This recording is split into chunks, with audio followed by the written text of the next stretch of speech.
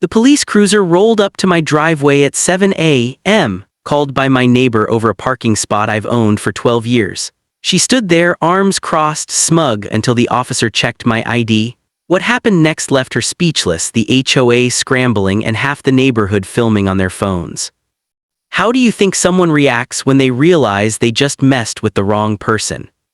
I never thought much about the rules when I bought my house in Oak Ridge Estates. To me, it was just a quiet place to come home to, a two-story with a wide driveway, a backyard where I could finally grill without hearing sirens, and neighbors who mostly kept to themselves. After 22 years in the military, most of them overseas, I wasn't looking for drama. I was looking for peace. The neighborhood looked like something out of a catalog: manicured lawns, matching mailbox posts, American flags on holidays. It felt safe, respectable, exactly what I needed after years of sleeping in tents and shipping containers. I'd wake up early, make coffee on the porch, wave to the joggers passing by. No one bothered me, and I didn't bother anyone. Then came the notices. At first they were small things, printed memos slipped under my door about unapproved mulch color or excessive leaf accumulation. I figured it was just HOA bureaucracy doing its thing. I complied without thinking twice. But then the tone shifted. The letters started arriving signed by her, Evelyn Marsh, HOA compliance chair. Her name was always underlined like she wanted you to remember it. Evelyn lived 3 houses down, behind a white picket fence that looked like it had never seen a single weed. She drove a pearl-white SUV with a Support Local HOAs bumper sticker. Friendly enough at the annual block party, smiled, offered lemonade, but her eyes always lingered a little too long on your property, like she was measuring it for violations. I didn't realize it yet, but she'd already flagged my driveway in her notebook. Said I'd obstructed the visual flow of the streetscape by parking my truck slightly over the edge one rainy night. Never mind that it was my driveway. Never mind that I'd just returned from a classified assignment and was too exhausted to care about curb appeal. All I wanted was to rest in the home I'd earned. But Evelyn, she saw a rule and a chance to enforce it. And that's when everything started to unravel. The first fine arrived on a Tuesday, $75 for improper vehicle placement. Attached was a grainy photo of my truck, parked entirely within my own driveway but apparently projecting 3.2 inches beyond the designated visual boundary. There was no such boundary in my deed, no mention of it in the original HOA covenants I'd signed. But Evelyn had added it herself in a clarification memo approved by a 3-person HOA board that, as far as I could tell, consisted of Evelyn, her sister, and a retired dentist who never showed up to meetings. I paid it not because I agreed, but because I was tired. I just returned from a 6-month deployment. My body ached, my mind needed stillness. I told myself, just let it go, it's not worth the fight. Big mistake. 2 weeks later, another notice. This time $150 for unauthorized exterior lighting. I'd installed motion sensor floodlights after someone tried to break into my garage. Again, no prior warning, no chance to correct it. Just a fine and a threat. Failure to comply within 48 hours will result in escalated enforcement, including potential lien placement on property. That's when I called the HOA office, or tried to. The number went to Evelyn's personal cell. She answered on the second ring, voice syrup sweet. "Oh, Colonel," she said like she'd been waiting for me to crack. "We're just trying to maintain standards, you understand, don't you? This is a premium community." I asked for a copy of the rule about lighting. She said it was in the 2023 Visual Harmony Addendum. I'd never seen it. When I requested it in writing, she emailed a 47-page PDF filled with clauses about paint sheen levels, approved bird feeder heights, and yes, driveway obstruction thresholds. Buried on page 31 was a line granting the compliance chair discretionary authority to interpret and enforce aesthetic standards as needed.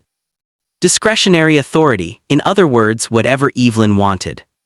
I went to the next HOA meeting, held in her living room. 6 people showed up, 4 of them related to her. I stood up and asked why I was being singled out. Evelyn smiled, folded her hands, and said, "We treat everyone equally, Colonel, but rules are rules, even for distinguished residents."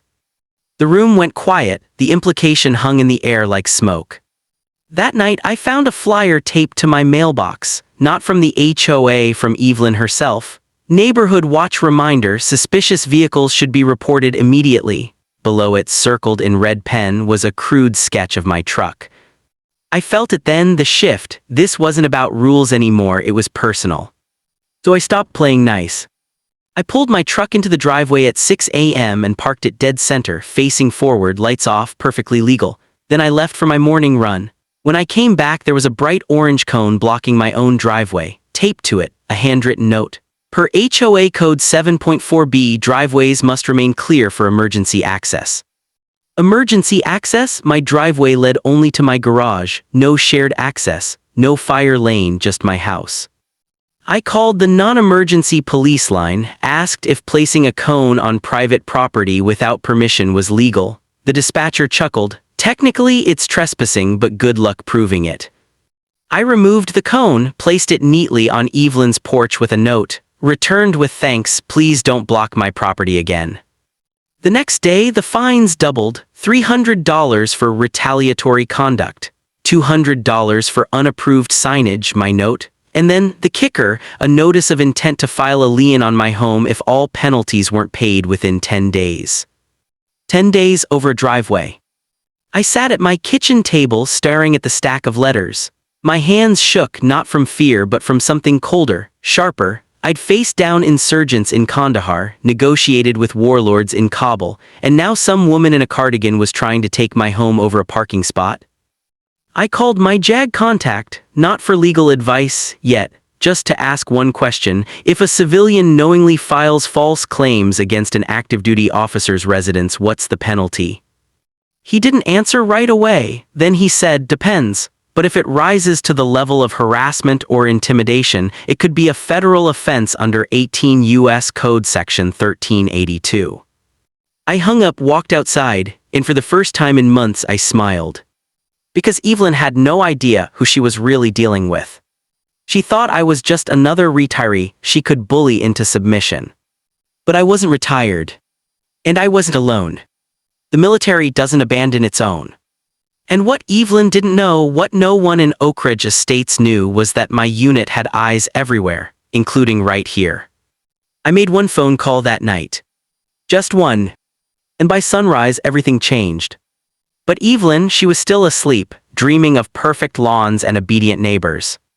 Completely unaware that the very next knock on her door wouldn't be from the HOA. It would be from someone far more powerful.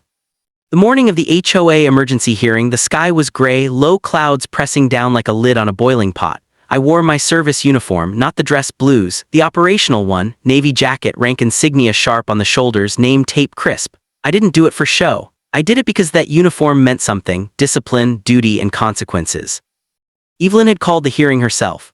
Urgent matter regarding repeated violations and hostile conduct by resident 47, the notice read. She'd even rented a folding table and set up in the community clubhouse, the same room where kids had birthday parties and neighbors swapped garden seeds. Now it looked like a courtroom. She sat at the head, flanked by her sister and the dentist, who finally showed up, squinting like he'd been dragged out of a nap.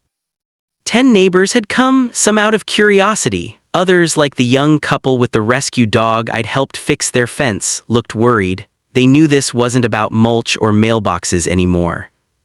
Evelyn cleared her throat. "Colonel," she began, voice tight with false calm, "you've ignored 6 compliance notices, removed HOA property without authorization, and engaged in retaliatory behavior. The board has no choice but to move forward with lien proceedings and—" I held up a single sheet of paper. "Before you continue," I said, "I'd like you to read this." She frowned. "I don't take orders from residents." "You will today."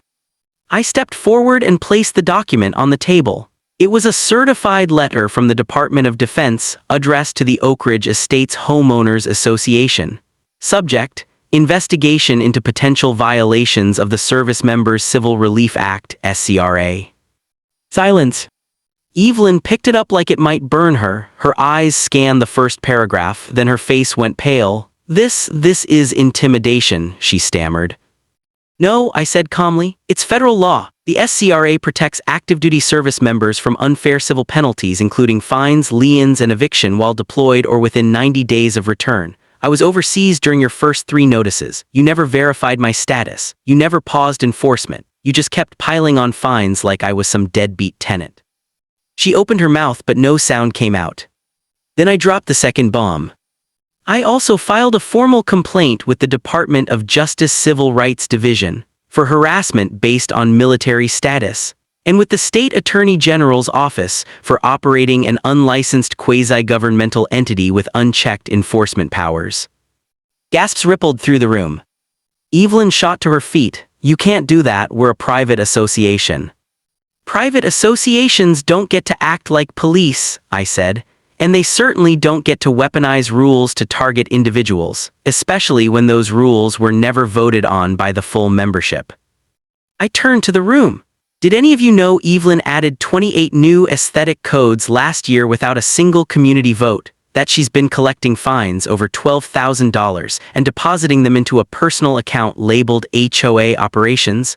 That the so-called board hasn't held a legitimate election in 5 years.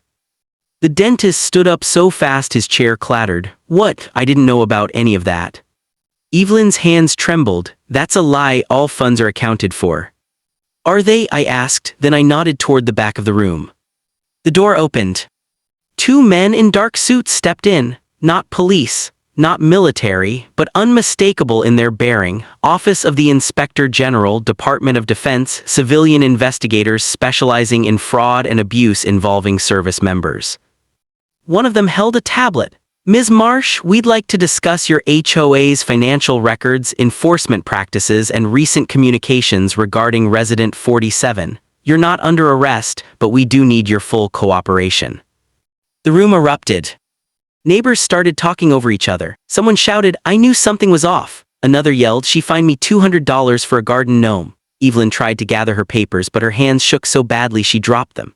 Pages scattered across the floor, fines, photos of my truck, even a printed screenshot of my LinkedIn profile with military rank, scribbled in red. She looked up at me, eyes wide with something I hadn't seen before, fear. You ruined me, she whispered. No, I said, voice low, you did that yourself, I just refused to let you get away with it. Then came the final blow. As the investigators escorted Evelyn outside for a preliminary interview, her pearl-white SUV, still parked in the lot, was being examined by a local news crew. Turns out, one of my neighbors had tipped them off after seeing the due letter. A reporter approached me, mic in hand. Colonel, what do you hope comes of this? I looked past the cameras, past the stunned faces, and straight down the street toward my driveway, my home. I hope, I said, that no one ever feels powerless in their own house again. But the real shock wasn't over. Because as Evelyn climbed into her SUV, sobbing, she didn't see the small drone hovering above her roofline, live streaming everything to the neighborhood Facebook group. Within minutes, the video had 10,000 views. Comments flooded in. She fined me for Christmas lights. She reported my kid's lemonade stand. She's been doing this for years. By noon, the Oak Ridge Estates HOA Facebook page, once filled with flower photos and lost cat alerts, was a tidal wave of outrage. Former board members came forward, bank records were demanded, and Evelyn, she never returned to that meeting. But here's what no one expected, what even I didn't see coming. 2 days later, the city attorney's office announced a full audit of Oak Ridge Estates HOA operations, and the state legislature fast-tracked a bill to cap HOA fine amounts and require transparency in enforcement. All because one woman thought she could push around a soldier in his own driveway. She didn't just lose the fight. She lit a fuse that burned down the whole system she built. And as I stood there watching her drive away for the last time, head down, rearview mirror cracked from where she'd slammed it in frustration, I didn't feel joy. I felt something quieter. Something heavier. Because the truth is, it shouldn't take a military rank to defend your own home. The dust didn't settle overnight, but it did settle, and when it did, Oak Ridge Estates was a different place. Within 3 weeks, Evelyn Marsh resigned from the HOA, not quietly, not gracefully. She sent a rambling, tear-stained email to the entire neighborhood accusing outside forces and government overreach of destroying her life's work. She claimed she'd only ever wanted order and beauty, but by then, no one believed her. The financial audit revealed what many had suspected. Over $18,000 in unapproved fines funneled into a personal account, fake vendor invoices, and a pattern of targeting residents who'd questioned her authority. The state eventually barred her from serving on any HOA board for 10 years. She sold her house 6 months later below market value and moved out of state. No farewell party, no goodbye note, just an empty white SUV pulling out at dawn, blinds drawn. But the real victory wasn't her departure, it was what came after. Neighbors, once too afraid to speak up, organized. They held a proper election, not in someone's living room but in the clubhouse with ballots, observers, and a turnout of over 70%. They elected a new board, a retired teacher, a nurse, a young software engineer who'd been fined for excessive Wi-Fi antenna visibility. And yes, even the couple whose dog I'd helped. Their first act, repealing every rule Evelyn had added without community consent. No more fines for garden gnomes. No more visual flow nonsense. No more cones on driveways. They also passed something new. A service member protection clause, a local covenant ensuring that active duty and veteran residents would never again face punitive enforcement without verification of their status and a 30-day grace period. It wasn't legally binding at the federal level, but it sent a message. This community stands with those who serve. And then came the ripple effect. My story, first shared quietly among neighbors, then picked up by a local news segment, then amplified by military advocacy groups, went viral. Not because I wanted fame, but because so many people had lived some version of it. Emails poured in from across the country. A Navy SEAL in Arizona fined for his tactical gear drying on the fence. A Marine Corps veteran in Florida threatened with eviction over a service dog. An Air Force pilot in Texas whose HOA tried to ban his American flag because it clashed with the seasonal color palette. Each one more absurd and more infuriating than the last. That's when I realized this wasn't just about me. It was about a broken system that lets unelected, untrained volunteers wield near-governmental power over people's homes, with almost no oversight. HOAs manage over 74 million Americans, nearly a quarter of the U.S. population. And yet in most states they operate in legal gray zones, shielded by private contract loopholes that make it nearly impossible to challenge them without expensive lawyers or public exposure. But change is coming. Inspired by what happened in Oak Ridge, 3 states have since introduced legislation to cap HOA fines, require transparent voting records, and mandate military status verification before enforcement. One even made it a misdemeanor to knowingly harass a service member over property disputes. It's not perfect, but it's a start. As for me, I still live in the same house, same driveway, same porch where I drink my morning coffee. But now when I wave to neighbors, they wave back with more than politeness, they wave with solidarity. Kids leave thank you notes in my mailbox. The couple down the street brings over homemade bread every Sunday. And last Veterans Day, the entire block flew American flags, not because it was approved, but because they wanted to. I never wanted to be a symbol, I just wanted to park in my own driveway without fear. But sometimes standing your ground does more than protect your home, it protects others, too. And that's the quiet power of resistance. It doesn't always roar. Sometimes it's just a soldier in uniform walking into a fake courtroom holding a single sheet of paper and saying, "You don't get to do this." Now I'm not suggesting everyone should wear their uniform to an HOA meeting. But I am saying this: you have more power than you think. The law is often on your side even when it feels like it's not. Local media cares when there's a human story. Neighbors will rally if you give them a reason. And institutions crumble fastest when one person refuses to look away. Because here's the truth they don't want you to know: HOAs fear exposure more than lawsuits. They thrive in silence, in shame, in the belief that you're alone. But you're not. I look back now and realize something I missed in the heat of it all. Evelyn didn't see a person that morning when she called the police. She saw a problem to control, a variable to eliminate. But what she didn't see, what she couldn't see, was the decades of discipline, the weight of service, the quiet resolve of someone who's faced real danger and wasn't about to be bullied over a parking spot. And maybe that's the real lesson. Your home isn't just property, it's your sanctuary, your dignity, your last line of defense against a world that often demands you shrink yourself to fit in.